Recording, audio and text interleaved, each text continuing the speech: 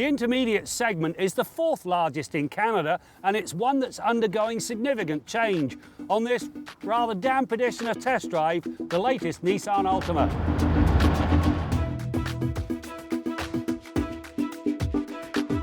The outgoing Altima was in very tough because everything from the Chrysler 200 to the Toyota Camry is new or has been significantly reworked. In short, the Altima's revamp was needed to keep it in touch with a shifting target. Everything from the look and powertrain to the interior has been revisited. The good news is that each facet takes a significant step forward. The Altima, after all, was a rather staid piece. It no longer is. The exterior rework flows very nicely into the cabin, where you'll find a lighter area feel and much nicer materials. It also comes with a reworked centre stack that is now user-friendly. It also comes, if you go with the SL Tech package, with all of the latest safety technology, including the ability to stop the car if that's what's needed. The one wish? Well, I wish they'd put blind spot monitoring on more of the models. Another move for the better is the fact the entire suspension has been reworked to provide crisper handling. Through the pylons, the Altima took a quick set and held my line nicely. The bigger news is the addition of the sportier SR model. It brings a firmer suspension with stiffer anti-roll bars, 20% stiffer up front and a whopping 250% beefier in the rear, which reduces body roll by 20%. In the end, it gives this family sedan better than average handling without giving up on ride comfort.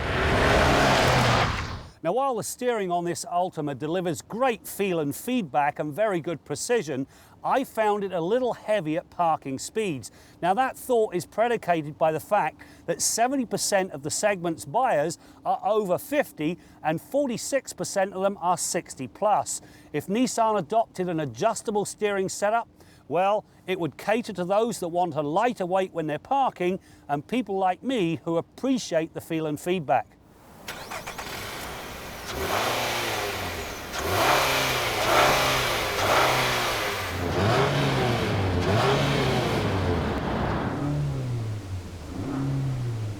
The reworked 2.5-litre 4-cylinder engine delivers 182 horsepower and 180 pound-feet of torque, which is enough for most eventualities.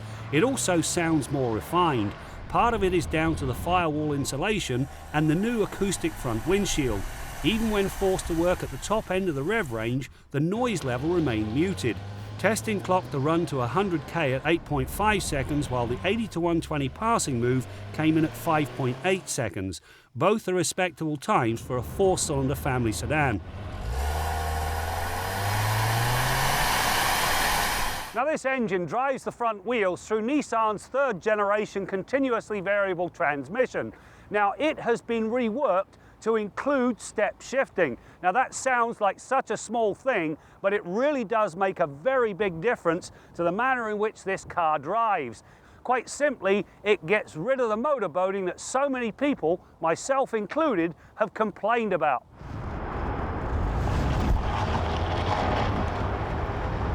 The 2.5-litre engine, in spite of its performance, is now rated at 6 litres per 100 kilometres on the highway, which is an improvement of 0.2 compared to the outgoing car.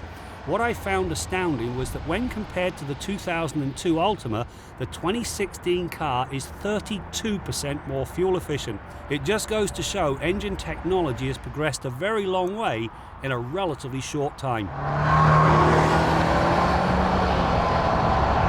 The changes to this new Nissan Altima really do make a big difference, especially when you think about the look, the manner in which it drives, and the cabin and its amenities. All in all, it makes this car a much stronger contender.